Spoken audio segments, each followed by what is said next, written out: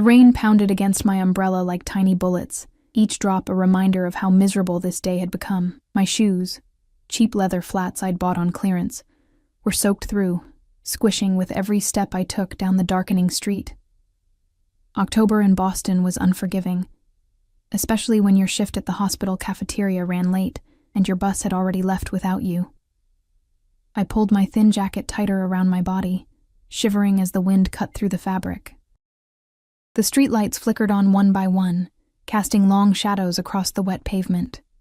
6 blocks to my apartment. 6 long, cold blocks before I could peel off these damp clothes and sink into a hot bath, if the building's ancient water heater decided to cooperate tonight. That's when I heard it. A small, hiccuping sob coming from the narrow alley between the pharmacy and the closed-down bakery. I almost walked past. In this neighborhood, strange sounds usually meant trouble, and trouble was something I had enough of already. But then, I heard it again. Unmistakably the cry of a child. I stopped, my heart suddenly pounding harder than the rain. "Hello?" I called, taking a cautious step toward the alley's entrance. "Is someone there?"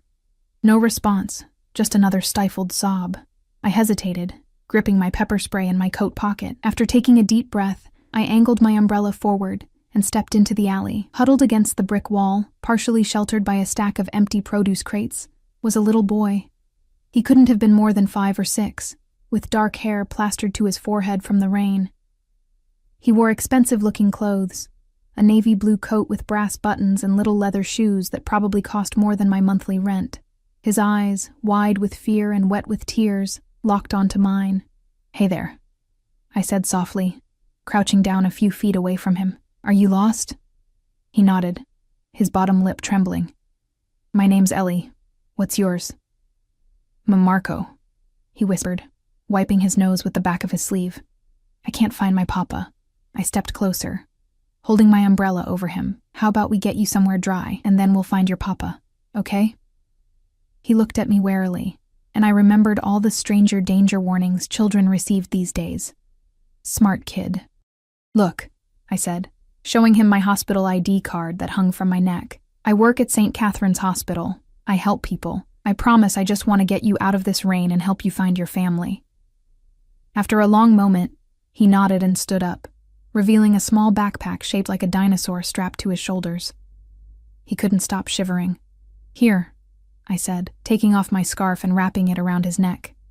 It was damp, but better than nothing. "The coffee shop across the street is still open. Let's go there and call someone who can help us." I held out my hand, and after a slight hesitation, his small, cold fingers wrapped around mine. We hurried across the street to Maggie's Coffee, a local place I sometimes splurged at on payday. The warm air inside was a blessed relief, carrying the rich scent of coffee and cinnamon. "Ellie," Maggie called from behind the counter. "Caught in the downpour, huh?" Her eyes drifted to Marco, her expression shifting to concern. "And who's this little gentleman?" "This is Marco. He got separated from his father, and we need to get him home." I guided Marco to a booth near the window. "Could we get 2 hot chocolates, please, and maybe a towel?" "Coming right up," Maggie said, already reaching for the phone. "Want me to call the police?" I glanced at Marco, who was now staring out the window, searching the rainy street with anxious eyes. "Not yet," I said. "Let's see if we can reach his family first." I slid into the booth across from Marco. "Do you know your papa's phone number?" He shook his head, looking down at his hands. "Uncle Nico has my papa's number. He was supposed to pick me up from school, but I couldn't find him. I tried to walk home." "It's okay," I reassured him, though my stomach knotted with worry. "Do you know Uncle Nico's number?" Again, he shook his head. "But it's in my emergency card." He pulled his backpack off, unzipped it, and produced a laminated card with contact information. "Brilliant," I said, taking the card.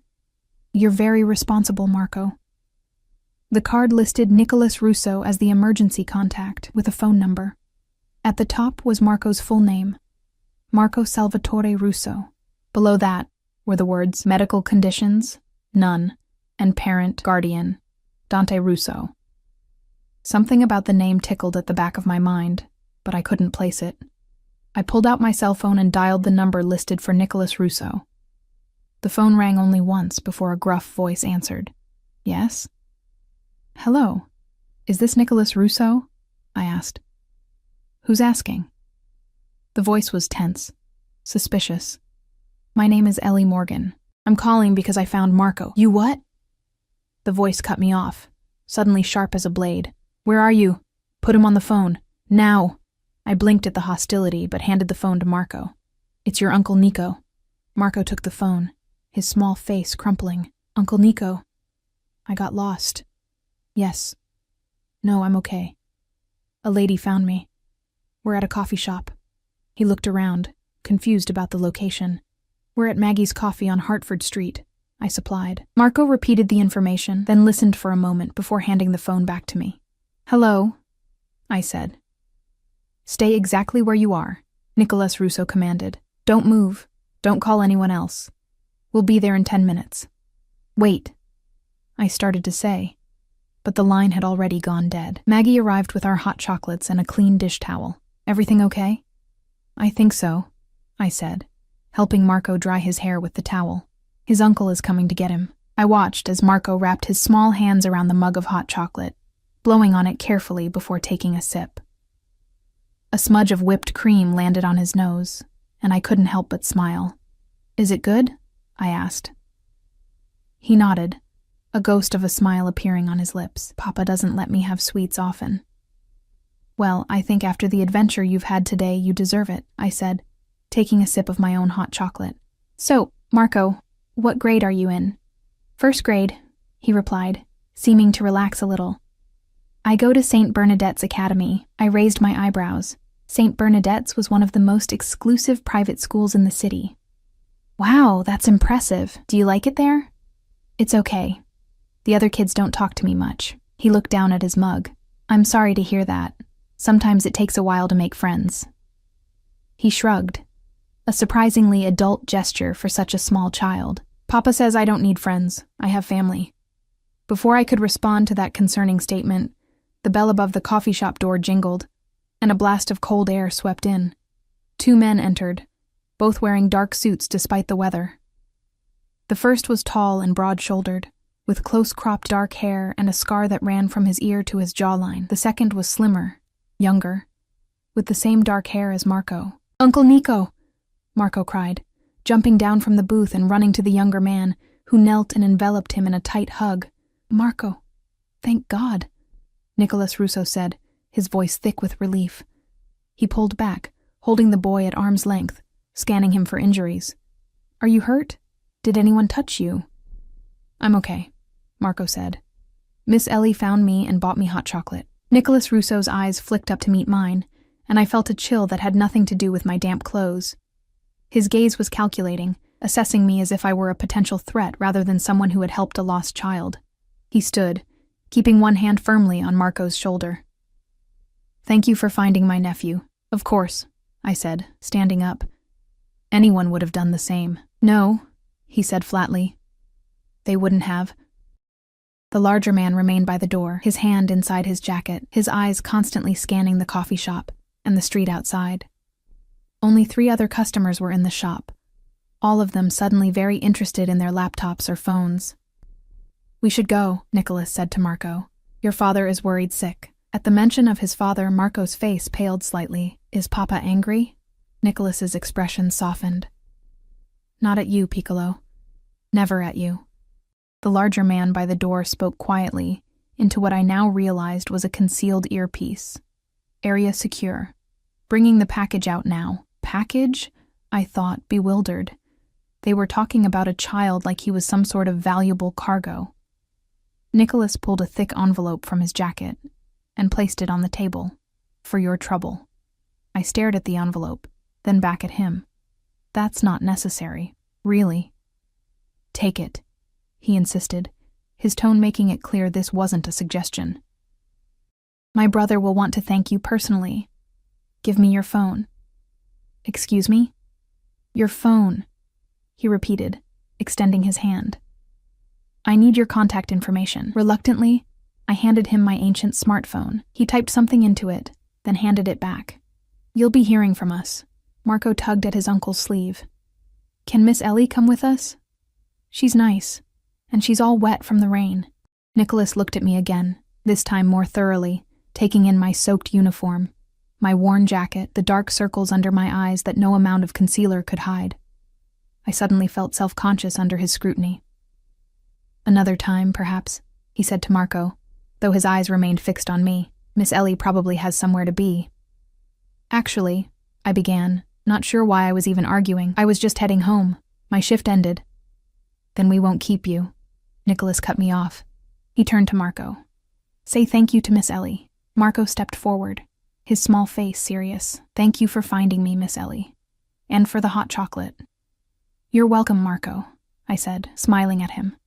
"Take care of yourself."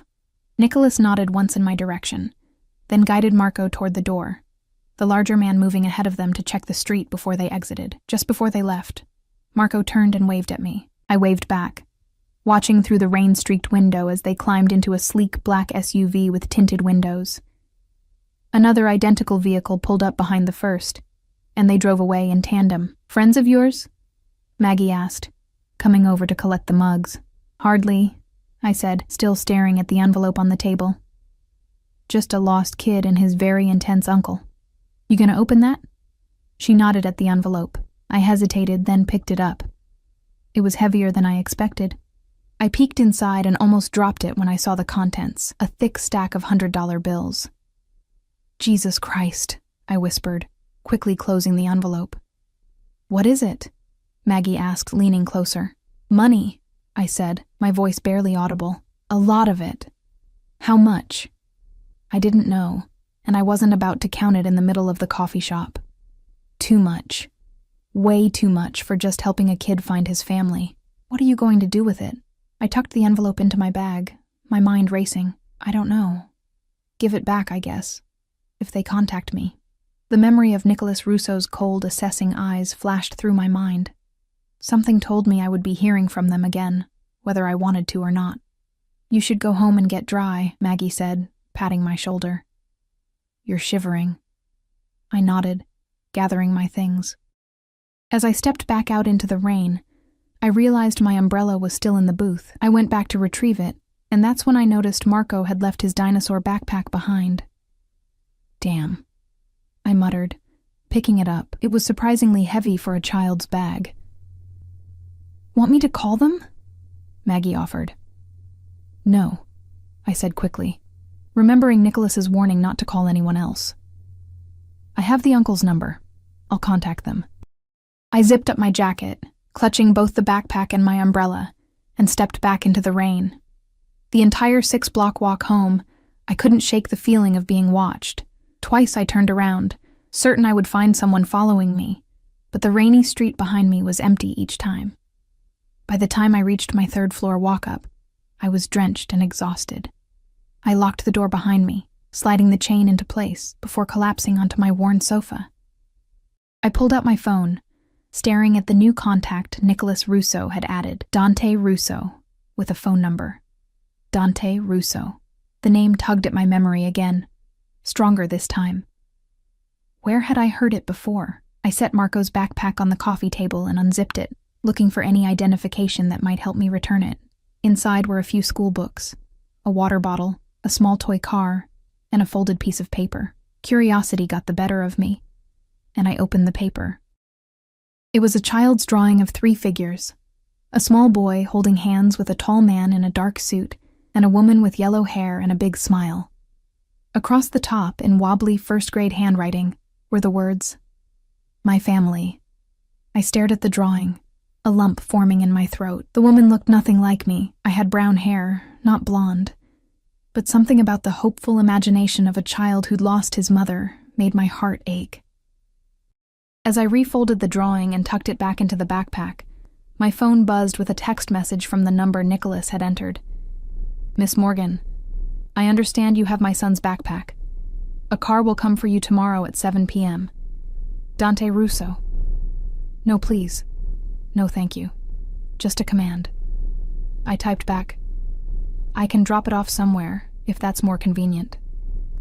3 dots appeared, then disappeared, then appeared again before the reply came through. 7 p.m. Be ready." I set the phone down, my hands suddenly trembling. Why was I so unsettled? They were just people who wanted their child's backpack returned. Wealthy people judging by their clothes and cars. But people nonetheless. Then it hit me. Why the name Dante Russo had sounded familiar. 6 months ago, there had been a shooting outside a restaurant in the North End. 3 men killed, reportedly members of an organized crime family. The newspaper had mentioned a rival boss, someone the police suspected but could never touch. Dante Russo, the most feared mafia boss in Boston. And I had just helped his son. Sleep eluded me that night. I tossed and turned, my mind replaying the events at the coffee shop, trying to convince myself I was overreacting. Maybe it was a different Dante Russo. Maybe the newspaper reports had been sensationalized. Maybe I had nothing to worry about. But the envelope of cash sitting on my kitchen counter suggested otherwise. In the morning light, I'd finally gathered the courage to count it. $10,000 in crisp $100 bills. Who gives a stranger that kind of money just for helping a lost child? Someone who doesn't want the police involved, whispered a voice in my head. I called in sick to work, something I never did. Even when I actually was sick. My supervisor sounded surprised, but didn't question it. I spent the morning pacing my small apartment, alternating between staring at Marco's backpack and checking the time. 7 p.m. seemed both too far away and approaching too quickly. By noon, I'd made a decision. I would return the backpack and the money, explain that I wanted no part of whatever this was, and ask never to be contacted again. Simple. Clean. Safe. I changed my outfit 4 times before settling on a simple blue dress I usually saved for job interviews, paired with my only decent coat, a black wool pea coat I'd found at a thrift store 2 winters ago. I wanted to look respectable, but not like I was trying too hard. I pulled my brown hair into a neat bun, applied minimal makeup, and tried to calm the flutter of anxiety in my stomach. At 6:58 p.m., my phone buzzed with a text, outside. I grabbed Marco's backpack and the envelope of cash, took a deep breath, and headed downstairs. A black SUV identical to the one from yesterday idled at the curb, its engine a low purr in the quiet evening. The same large man from the coffee shop stood beside it, opening the rear door as I approached. "Miss Morgan," he said with a curt nod. "Hi," I replied, clutching the backpack tighter. "I have Marco's things." He didn't respond, just gestured for me to get into the vehicle. The interior was luxurious. Black leather seats, tinted windows, a partition separating us from the driver. The man climbed in after me, and we pulled away from the curb. "Where are we going?" I asked, trying to keep my voice steady. "Mr. Russo's residence," he replied, his eyes focused straight ahead. "I just want to return the backpack and the money," I said, holding them up. "There's no need to." "Mr. Russo insists on thanking you personally." His tone made it clear this wasn't open for discussion. I fell silent, watching through the darkened windows as we left my modest neighborhood behind and headed toward the affluent suburbs north of the city. The knot in my stomach tightened with every mile. After about 30 minutes, we turned onto a private road lined with old oak trees. At the end stood an imposing stone mansion, its windows glowing warmly against the twilight sky. A high wall surrounded the property, and I spotted surveillance cameras discreetly positioned along its perimeter. We pulled up to a wrought iron gate that opened automatically as we approached. 2 men in dark suits stood on either side of the entrance, their hands clasped in front of them, eyes scanning the vehicle as we passed.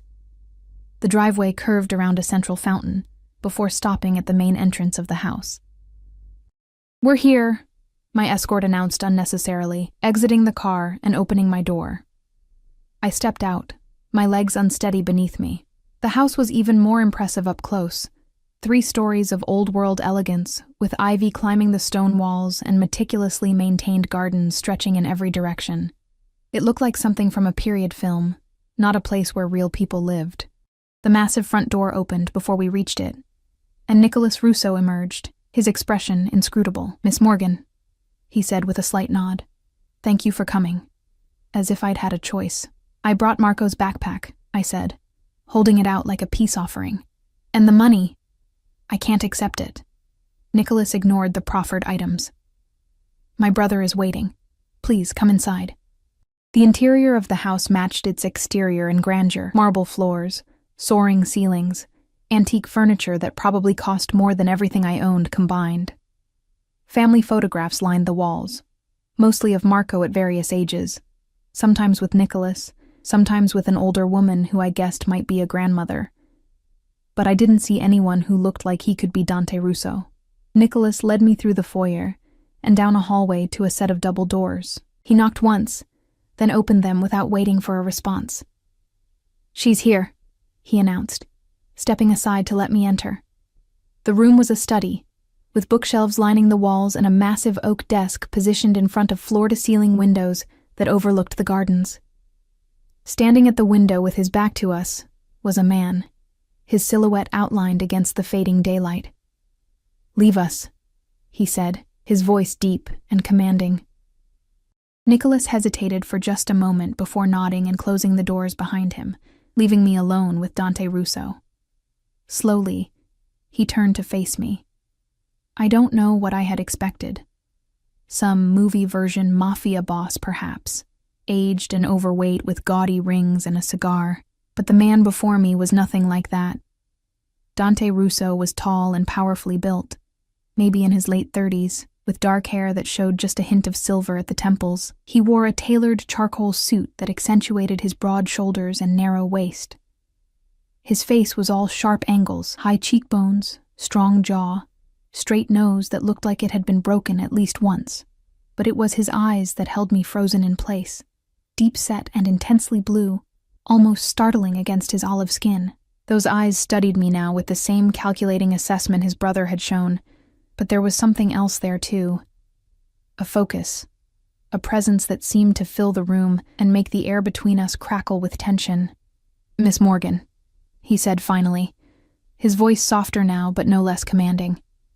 "Please, sit." He gestured to one of the leather chairs positioned in front of the desk. I moved forward on autopilot, sinking into the chair and placing Marco's backpack on my lap like a shield. "I brought Marco's things," I said, my voice embarrassingly small in the large room. "And the money. I can't accept it." Dante walked around the desk and sat in the chair opposite mine, rather than behind the desk as I'd expected. It put us closer than I was comfortable with. No barrier between us. "Marco told me what happened," he said, ignoring my statement about the money, "how you found him in the rain and took care of him. He says you were kind." I swallowed hard. "Anyone would have done the same." "No," he said, echoing his brother's words from the coffee shop. "They wouldn't have. Most people would have walked past, or called the police immediately." "I should have called the police," I admitted. "But Marco had his emergency card, so I thought it would be faster to call the number directly. And I'm grateful that you did." He leaned forward slightly. "Do you know who I am, Miss Morgan?" The directness of the question caught me off guard. I could lie, but something told me he would know. "I think so," I said, my mouth suddenly dry. "And yet you came here tonight. Did I have a choice?" A ghost of a smile touched his lips. "There are always choices. You could have thrown the backpack away, moved apartments, changed your phone number. You didn't. I hadn't even considered those options, which probably said something about my survival instincts, or lack thereof. I just wanted to return Marco's things," I insisted. "And the money. It's too much." "It's nothing," he dismissed with a wave of his hand. "A token of appreciation for helping your son, for doing so discreetly." His eyes held mine. No police, no questions. Just kindness to a child who needed it. I bit my lip, unsure how to respond. The whole situation felt surreal. Sitting in this palatial home, having a conversation with a man who, if the newspapers were to be believed, had ordered the deaths of countless people. "Marco's mother," I began hesitantly. "Is she dead?" he said flatly. 5 years now. Cancer. "I'm sorry," I said automatically. "As am I." He stood suddenly, walking to a cabinet in the corner and opening it to reveal a selection of bottles. "Would you like a drink?" "No, thank you." He poured himself what looked like whiskey, the amber liquid catching the light as he returned to his seat. "You work at St. Catherine's Hospital." It wasn't a question, but I nodded anyway. "In the cafeteria," he continued. 6 days a week, sometimes double shifts. You live alone in a third-floor walk-up in one of the worst neighborhoods in the city. Your parents died in a car accident when you were 19, forcing you to drop out of nursing school. You send money each month to your younger sister in Philadelphia, where she's studying to become a doctor. My blood ran cold. How do you... I make it my business to know everything about people who come into contact with my son, he said, taking a sip of his whiskey, even those with seemingly pure intentions. I stood up abruptly, clutching the backpack. I should go. Sit down, Ellie, he said softly, but there was steel beneath the softness. I sank back into the chair, my heart pounding. I'm not going to hurt you, he assured me, though it wasn't as comforting as he probably intended. Quite the opposite. What does that mean? He set his glass down on a small table beside him. My son likes you. He doesn't like many people, a trait he inherited from me, I'm afraid. This morning he asked if you could be his new nanny. I blinked in surprise. Nanny? His current caretaker is retiring next month, moving to Florida to be with her grandchildren. He studied me over steepled fingers. The position comes with a substantial salary, private accommodations here on the estate, and my personal guarantee of safety. You're offering me a job? I asked incredulously, as Marco's nanny? Yes. But you don't know anything about me. I know everything about you, he corrected. I know you're qualified. 2 years of nursing school before your parents' accident. I know you're responsible, working multiple jobs to put your sister through school. And most importantly, I know Marco trusts you, which is something I value above all else. My head was spinning. Mr. Russo, I appreciate the offer, but I can't just... Triple whatever you're making now, he interrupted. Plus room and board, health insurance, and a car at your disposal. Your sister's tuition will be paid in full, including her living expenses. The offer was so outlandish, so completely beyond anything I could have expected, that I almost laughed. Why? Why me? Because you helped my son when you didn't have to, he replied simply. And because I trust my instincts, I shook my head, trying to clear it. I need time to think. Of course. He reached into his jacket and produced a business card, which he handed to me. It was simple, elegant, with just his name and a phone number embossed in silver. Take a week. The offer stands until then. Before I could respond, the door opened and Marco burst in, already dressed in blue pajamas with spaceships on them. Papa, is Miss Ellie here? Zionico said... He stopped when he saw me, his small face lighting up. You came! I couldn't help but smile at his enthusiasm. Hi, Marco. I brought your backpack. Thank you. He ran over and took it from me, then looked up at his father. Can Miss Ellie stay for dinner, please? Dante placed a hand on his son's shoulder, his expression softening in a way I wouldn't have thought possible. Miss Ellie was just leaving, Piccolo. It's past your bedtime. Marco's face fell. But... No arguments, Dante said firmly. Say goodnight to Miss Ellie. Marco sighed dramatically, but did as he was told. Good night, Miss Ellie. Will you come back soon? I glanced at Dante, who watched our interaction with unreadable eyes. Maybe, I said carefully. If your papa invites me. He will, Marco said with the absolute confidence of a child.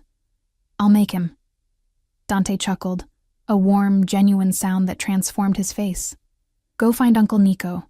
I'll be up to read your story in 10 minutes. Marco nodded and scampered out of the room, taking his backpack with him. He's a wonderful boy, I said once he was gone. He's my world, Dante replied, and I believed him. Everything I do for him.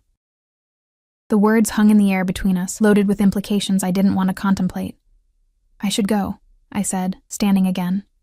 This time he didn't stop me. Nicholas will drive you home. That's not necessary. It's late, and your neighborhood isn't safe after dark.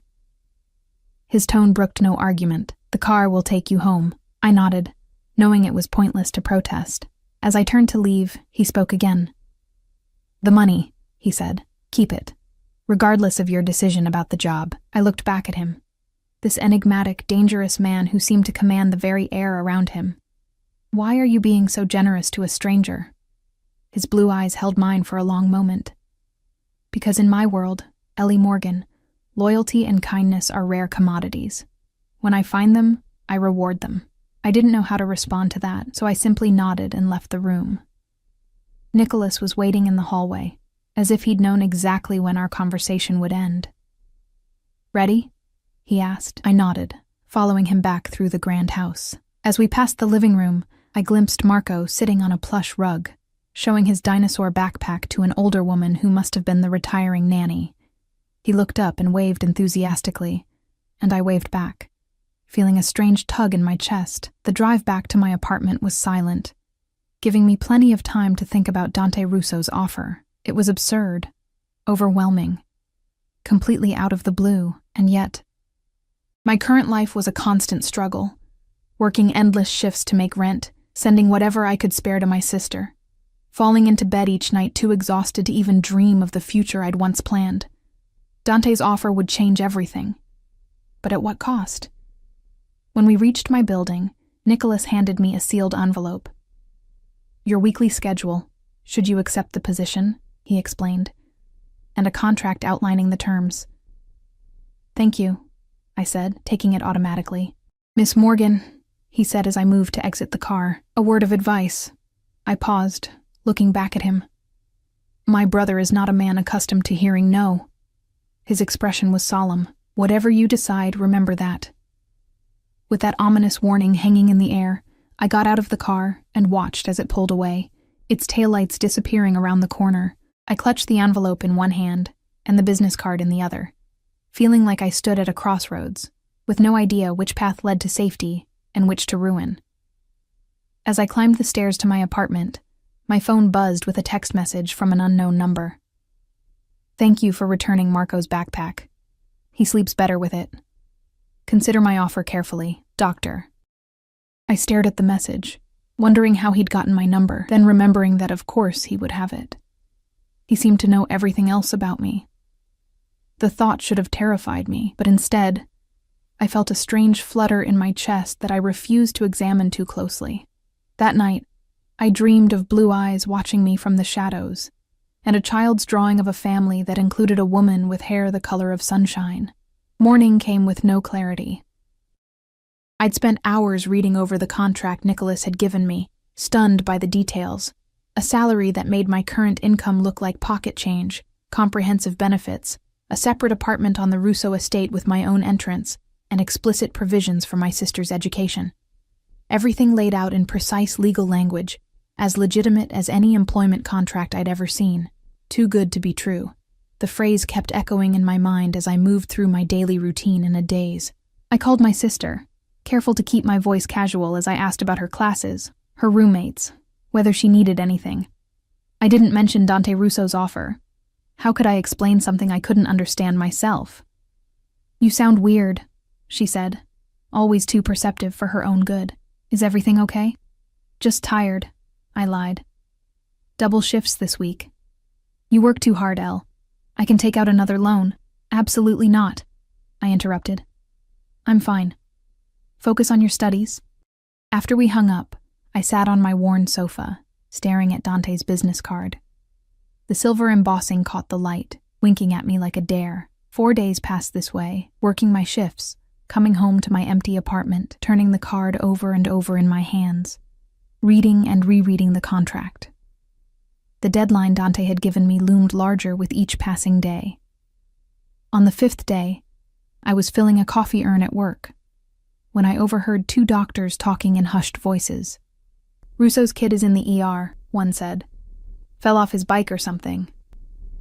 My hands froze on the coffee machine. "Jesus," the other doctor replied. "Is security notified?" "Triple presence. Admin's freaking out. You know what happened last time one of those family members was here?" I abandoned the coffee, yanking off my hairnet as I rushed toward the emergency room. I had no plan, no reason to insert myself into the situation, just a strange compulsion I couldn't ignore. The ER was in organized chaos, nurses and doctors moving efficiently between curtained areas. I spotted them immediately, Nicholas standing rigidly by a curtained bed, 2 men in suits flanking the area, their eyes constantly scanning. No sign of Dante. I approached cautiously, not sure if I'd be recognized or stopped by security.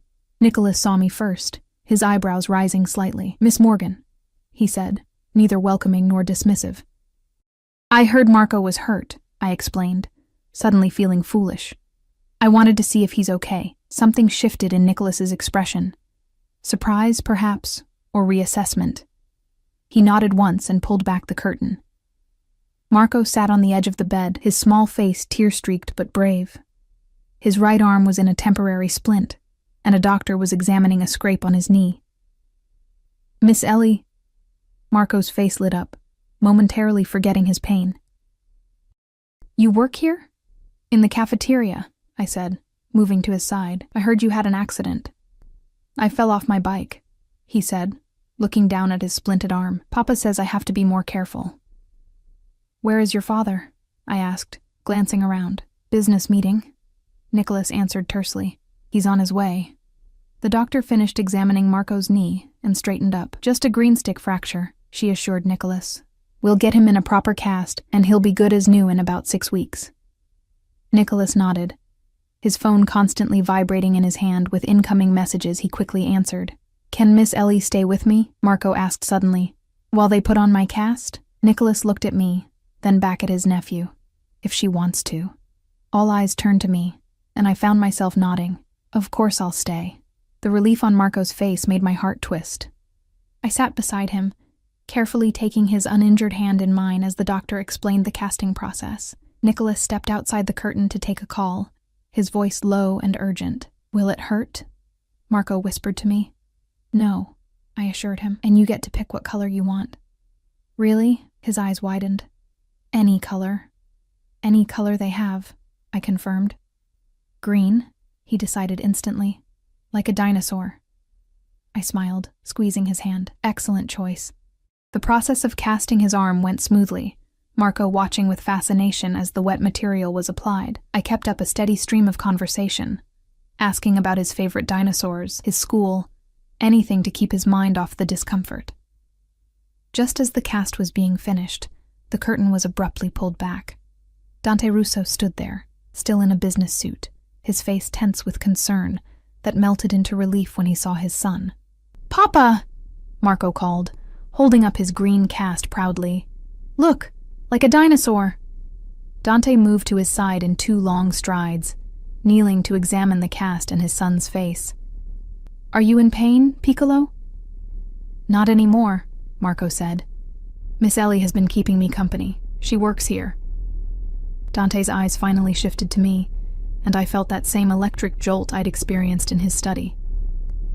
Miss Morgan, he acknowledged, his deep voice neutral. This is unexpected. I heard Marco was hurt, I explained. I wanted to make sure he was okay. Something flashed in his eyes, appreciation, perhaps, or curiosity. Thank you. The doctor returned with discharge instructions, addressing them to Dante with the deference of someone who recognizes authority. Mr. Russo, Marco should be fine. The fracture is minor, and children heal quickly. He'll need to keep the cast dry, and we'll check it in 2 weeks. Dante nodded, his full attention on the doctor's instructions, asking precise questions about pain management and activity restrictions. I used the opportunity to slip away, squeezing Marco's hand one last time. I have to get back to work, I whispered. Feel better, okay? Will you come visit me? He asked, his eyes hopeful. You could sign my cast. I hesitated, glancing at Dante, who was still focused on the doctor. We'll see. I made it halfway across the ER when I heard my name called. Turning, I saw Dante striding toward me, his presence causing medical staff to step out of his way instinctively. You're leaving, he stated when he reached me. I need to get back to work, I explained. My break is over. He studied me for a moment, then pulled out his phone and typed something quickly. Not anymore. I spoke to your supervisor. You have the rest of the day off. I blinked in surprise. You can't just... I did, he interrupted. Have dinner with us tonight. Marco would like it, and we need to discuss your decision about the position. It wasn't a request. I should have been annoyed at his presumption, but instead, I found myself nodding. All right. The car will pick you up at 6. He turned to leave, then paused. Thank you for staying with him. Before I could respond, he was gone, returning to his son's side with the single-minded focus I was beginning to recognize as his defining trait. The car arrived precisely at 6. This time, I was led through a different entrance to the mansion, into a warm kitchen where Marco sat at a large island, carefully coloring with his left hand. "Miss Ellie," he exclaimed when he saw me. "You came! Look at all the signatures on my cast." I examined the green plaster, already covered with names. Very impressive. "Papa signed it first," he said proudly, pointing to an elegant DR near his wrist. "You can sign it too. Use the gold marker. It's special." I took the offered marker and carefully wrote Ellie with a small heart beside it. Marco beamed. "Are you going to be my new nanny?" he asked suddenly. "Papa said you might be." I glanced around, but Dante was nowhere to be seen. "I'm still thinking about it. Please say yes," Marco pleaded. "Mrs. Abernathy is nice, but she's old and doesn't know about dinosaurs. You could help me with my homework and read me stories." The naked hope in his voice made my chest ache. Before I could respond, the kitchen door opened, and Dante entered, now dressed in dark jeans and a charcoal sweater that somehow made him look even more imposing than his business suit. "Marco, go wash up for dinner," he instructed. The boy slid off his stool, careful of his cast. "Don't let Miss Ellie leave, Papa." A ghost of a smile touched Dante's lips. "I won't." Once Marco had left, Dante turned to me. "Wine?" "Please."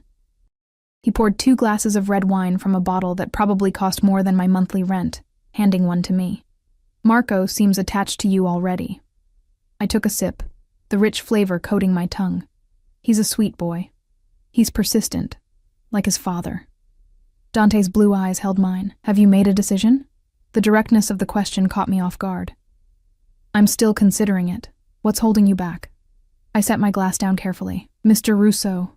"Dante," he corrected. "Dante," I acknowledged. "I think we both know this isn't just about being a nanny." His expression remained impassive. "Explain." I hesitated, searching for the right words. "The papers say you're dangerous, that you're involved in things that aren't exactly legal. And do you believe everything you read in the papers, Ellie? I believe you wouldn't offer a complete stranger a job paying 3 times the market rate without expecting something in return." A smile curved his lips, not reaching his eyes. Perceptive. "So what is it?" I pressed. "What do you really want from me?" He took a step closer, close enough that I could smell his cologne. Something expensive and subtle. Exactly what I said. Someone to care for my son, to be present in his life in a way I sometimes cannot be. "And that's it?" "That's it." He took another sip of his wine. "My world is complicated, Ellie. I won't pretend otherwise, but Marco's world doesn't have to be. He deserves normality, stability, someone who sees him for the child he is, not for who his father is." The raw honesty in his voice surprised me. "And you think I can provide that?" "I know you can." His certainty was unnerving. "I've watched you with him. You don't see the Russo heir. You see a little boy who likes dinosaurs and needs his backpack to sleep." I couldn't argue with that. When I looked at Marco, I saw a child desperate for connection, for someone to simply be present without agenda or fear. "If I say yes," I began cautiously, "I would need guarantees. Name them." "My safety, obviously, and my sister's." "Already covered in the contract," he said dismissively. "What else?" "Boundaries," I said firmly. "I won't be involved in anything illegal.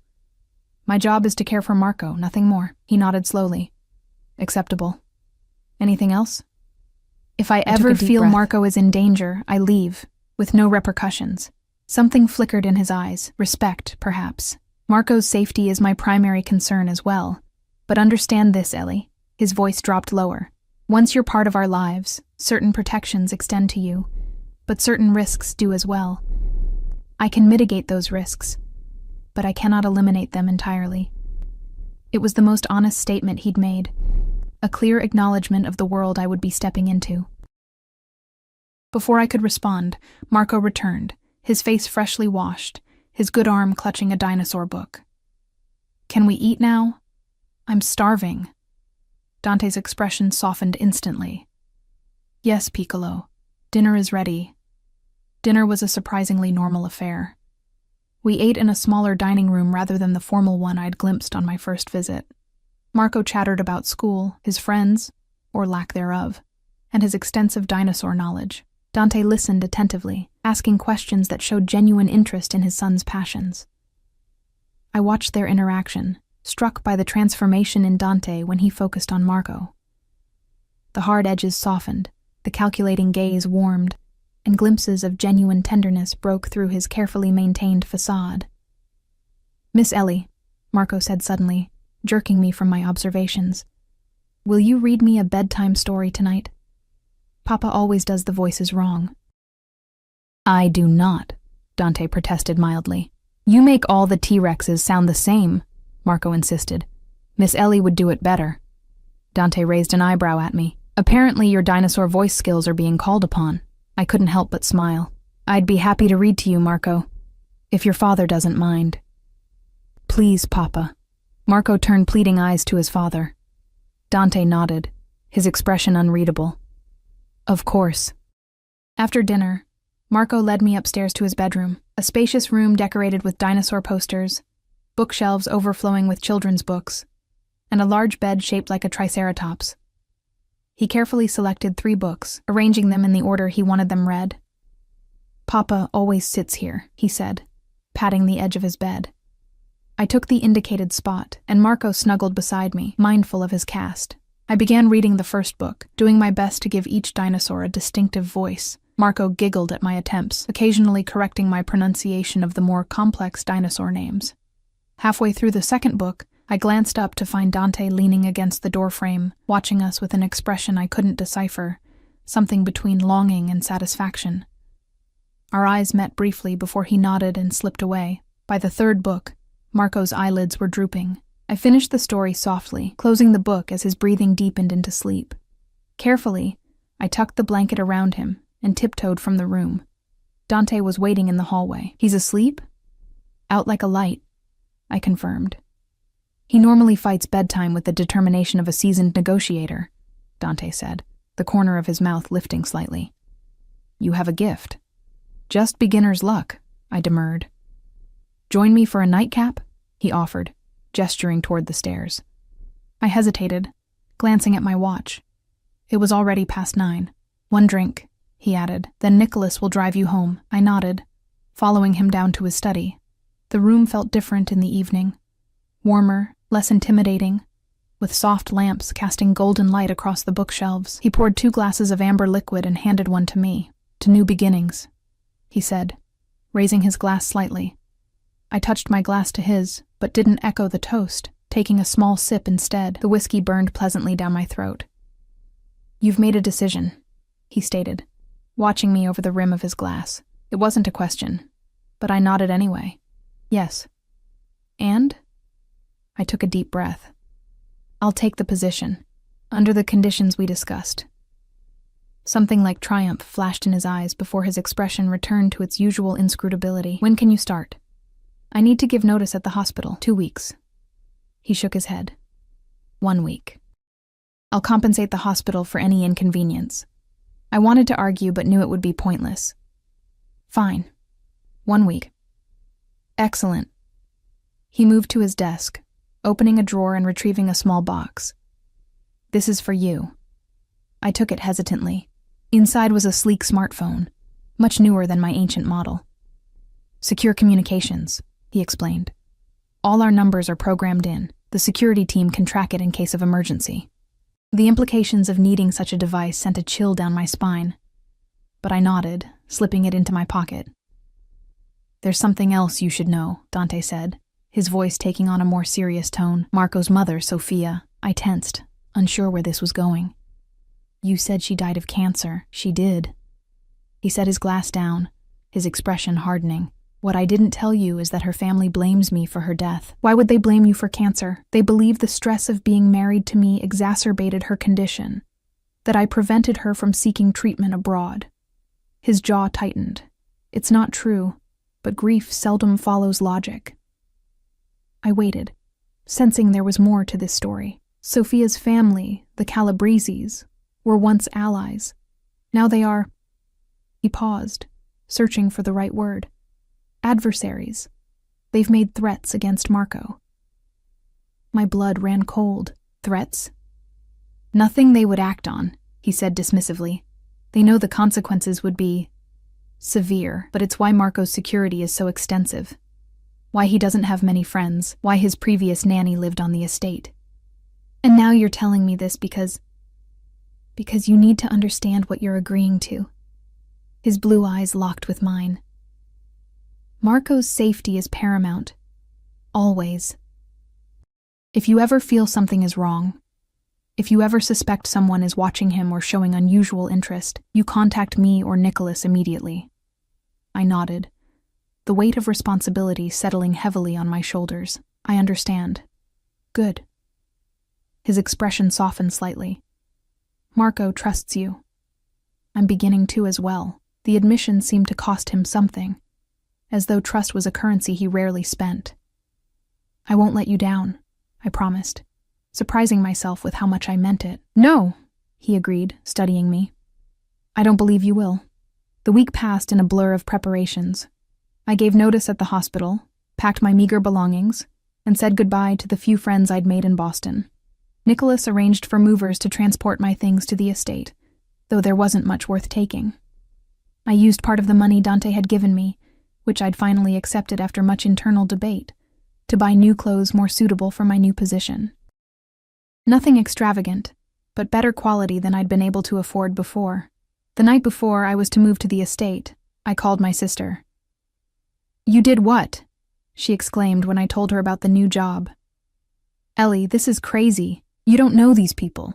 It's a good opportunity," I insisted. "The pay is amazing, and they're covering your tuition." "I don't need some stranger paying my tuition," she argued.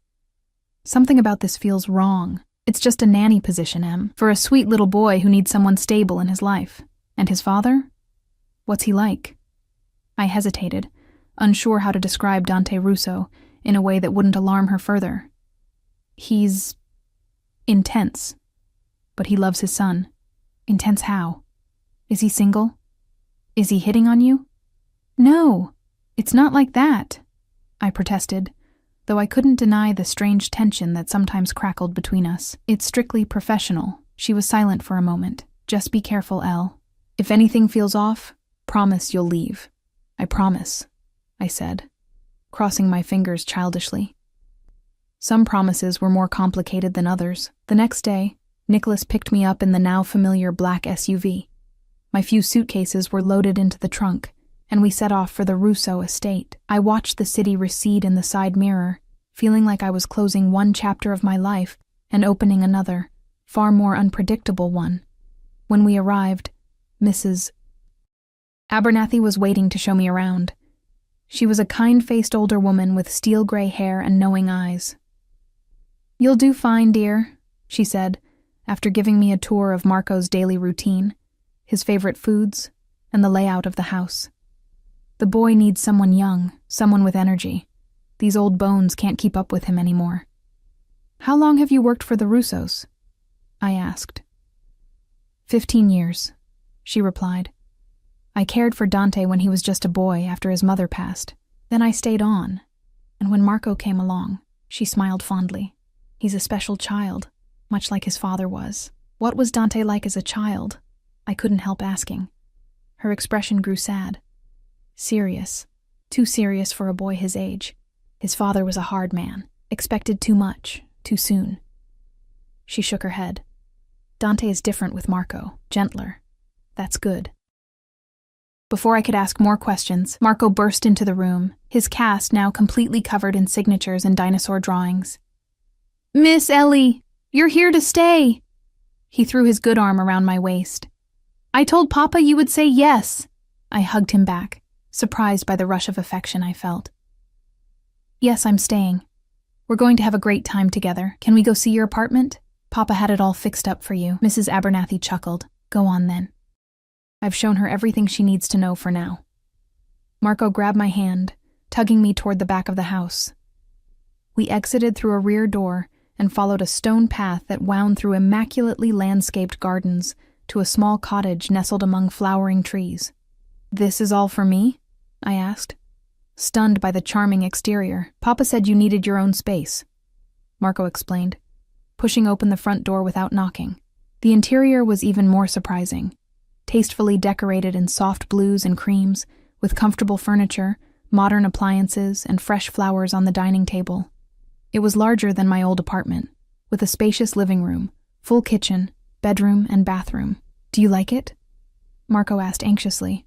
"I helped pick the colors. It's beautiful," I said honestly. "You did a wonderful job." He beamed, then proceeded to give me a tour as if he'd designed the place himself. "And there's a button here," he said, pointing to a small panel by the door. "If you push it, security comes right away. Papa says it's important." The casual mention of security was a stark reminder of the world I'd just entered, a world where panic buttons were standard home features. After Marco's enthusiastic tour, we returned to the main house for dinner. Dante was absent, with Nicholas explaining he'd been called away on business, but would return the following day. I spent the evening helping Marco with his homework, supervising his bath, challenging with the cast, and reading more dinosaur stories until he fell asleep. The routine felt surprisingly natural, as if I'd been doing it for years rather than hours. Later, as I settled into my new cottage, the reality of my situation finally hit me. I'd left my old life behind to work for a man the newspapers called a criminal, caring for his son in a house protected by armed guards. I'd either made the worst decision of my life, or the best, and I had no idea which. My new phone buzzed with a text message. "Nicholas tells me you're settling in well. Marco is happy. Thank you. Doctor." I stared at the message, trying to decipher the man behind the initials. Dante Russo remained an enigma, dangerous yet protective, cold yet capable of surprising warmth where his son was concerned. What had I gotten myself into? Block 5. Days turned into weeks, and gradually, the Russo estate became home. My routine centered around Marco, waking him for school, helping with homework, accompanying him to appointments and activities. The little boy with the dinosaur backpack had firmly wedged himself into my heart, his resilience and enthusiasm infectious. Dante remained an elusive presence. He kept irregular hours, sometimes absent for days on business trips, other times working from his home office late into the night. When he was present, he devoted his full attention to Marco, helping with homework, teaching him to play chess, listening with genuine interest to his dinosaur facts. These glimpses of tender fatherhood contrasted sharply with the cold calculation I sometimes caught in his eyes when he received phone calls or when his associates visited. I learned to navigate the complex ecosystem of the Russo household. Nicholas, I discovered, was more than Dante's brother and right-hand man. He was Marco's fiercely protective uncle, who spoiled him with presents, but enforced discipline when needed. The security team maintained a constant, discreet presence, rotating shifts of serious men who nevertheless slipped Marco candies when they thought no one was looking. The household staff treated me with cautious respect, warming up only after it became clear I wasn't putting on airs about my position. And then there was Dante himself. Our interactions were mostly brief, professional updates about Marco's progress or needs, yet occasionally, I'd catch him watching me with an intensity that made my pulse quicken. Sometimes, he'd join Marco and me for dinner when his schedule allowed, and those evenings revealed glimpses of the man behind the formidable facade. His dry humor, his extensive knowledge of literature and history, his passionate opinions about everything from politics to pasta.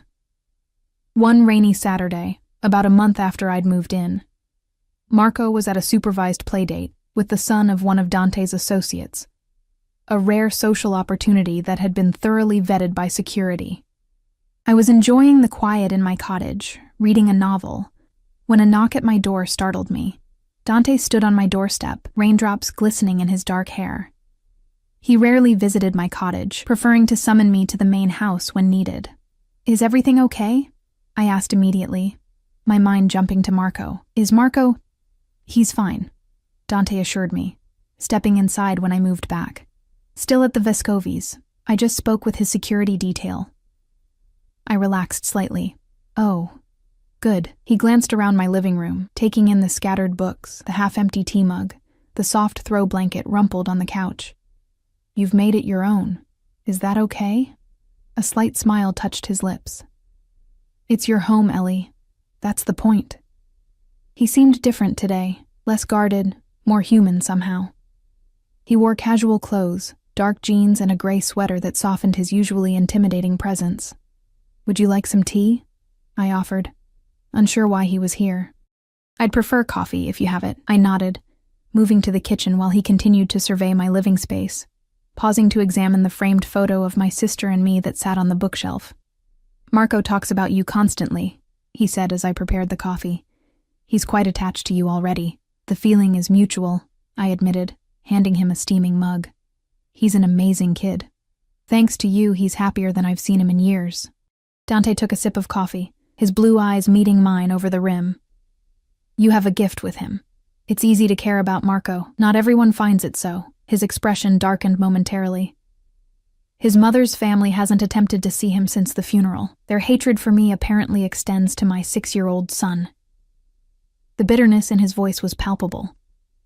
I'd learned bits and pieces about Sophia from Mrs. Abernathy before she left, that she'd been beautiful, gentle, from a powerful family that had once been aligned with the Russos. I'm sorry, I said softly. That must be hard for both of you, he shrugged. A gesture meant to appear casual, but failing to mask the tension in his shoulders. Marco barely remembers her now. Sometimes I think that's mercy. And you? Do you still miss her? The question was too personal, crossing the careful boundaries we'd established. I regretted it immediately. Dante was quiet for a long moment, staring out the rain-streaked window. I miss what she represented, he finally said. Normalcy. The possibility of a life outside of... He gestured vaguely, encompassing the estate, the security, the world he'd built. Is that what you want? Normalcy. His eyes returned to mine, sharp and assessing. What I want is irrelevant. This is the life I've chosen, or perhaps the life that chose me. And Marco? Did he choose this life? No, Dante admitted, his voice softening. Which is why your presence is so important. You give him a connection to that other world, the normal one. I nodded, understanding my role more clearly now. I was a bridge between worlds for Marco, and perhaps, in some small way, for Dante too. I should go, he said abruptly, setting down his half-empty mug. I have calls to make before Marco returns. Of course. He moved toward the door but paused before opening it. There's a charity gala next weekend, for the Children's Hospital. I'm expected to attend, to make a donation. I waited, unsure where this was going. I'd like you to accompany me, he continued. With Marco. He'll be more comfortable with you there, and it would be beneficial for you to be seen as part of the family in public, part of the family. The phrase sent an unexpected warmth through me. I'd be happy to come. For Marco's sake. Good. He nodded once, decisive. Nicholas will arrange appropriate attire for you both. Before I could protest that I could dress myself, thank you very much. He was gone. The door closing softly behind him. The gala was held at the Ritz-Carlton. The ballroom transformed into a winter wonderland theme, despite it being barely autumn. Marco looked adorable in his first tuxedo, proudly showing off his cast, now decorated with dinosaur stickers, to anyone who would look. I felt self-conscious in the midnight blue gown Nicholas had sent over. A designer piece that fit as if it had been made for me, which it probably had been. You look beautiful, Dante murmured as he helped me from the car, his hand warm against the small of my back. He himself was devastating in a black tuxedo that accentuated his powerful build. Thank you, I managed, hyper-aware of his touch, of the curious glances from other arriving guests, of the photographers snapping pictures from behind velvet ropes. Inside, I quickly realized this wasn't just any charity event.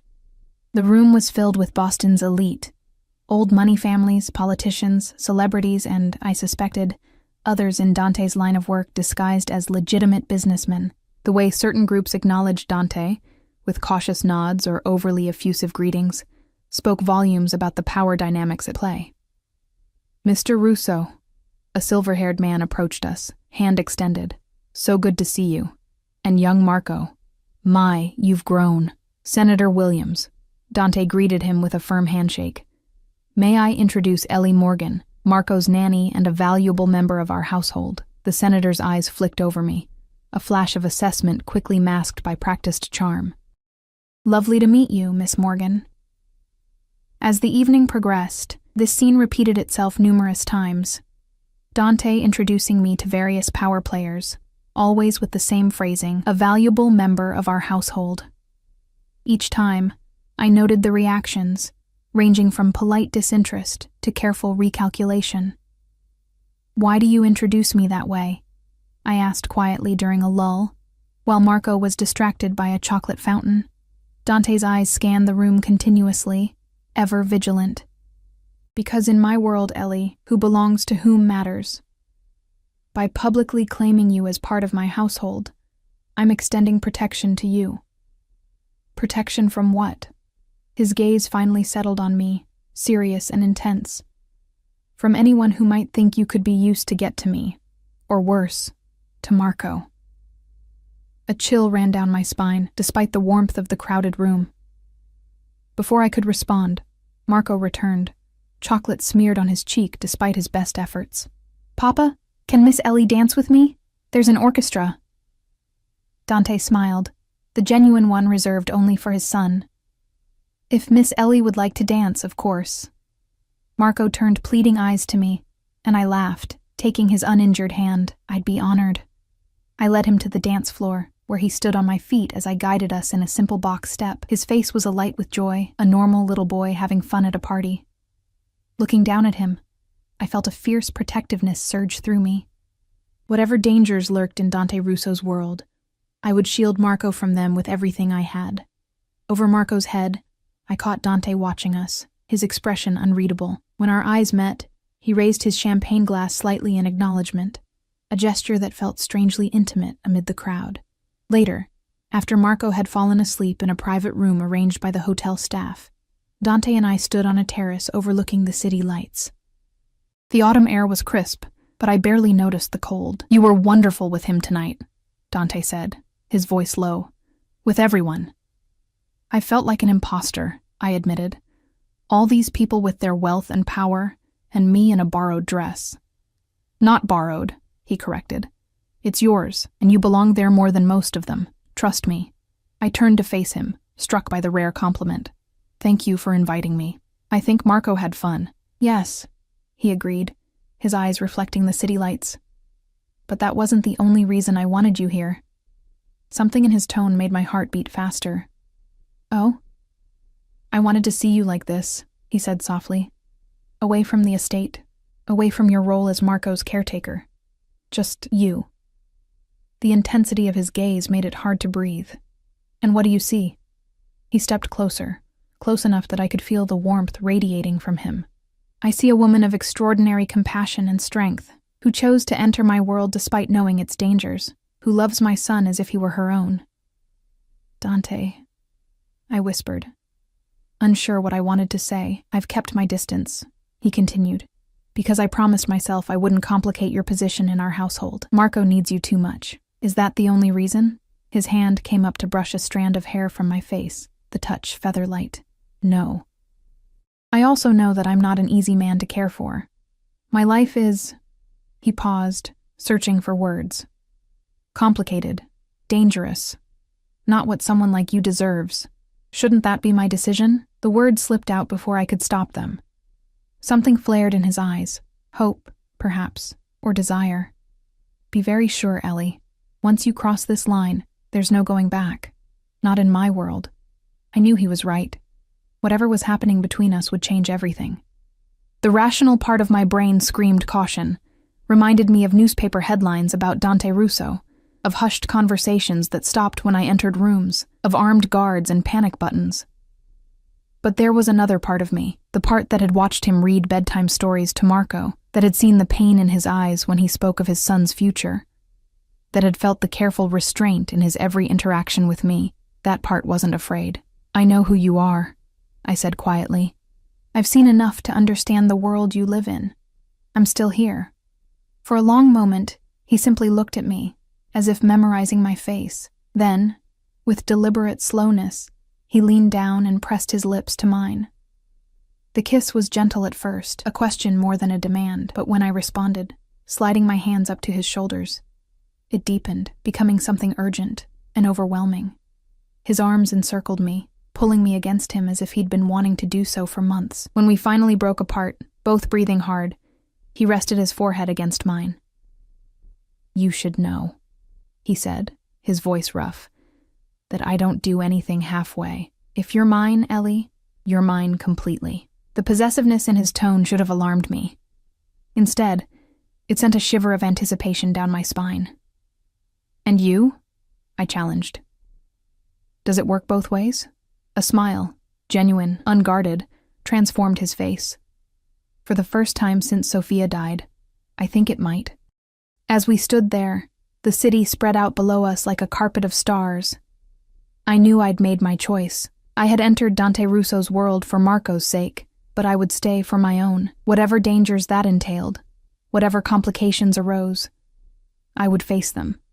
Because somewhere along the way, this strange, dangerous man and his dinosaur-loving son had become my family. And family, as Dante Russo would say, is everything.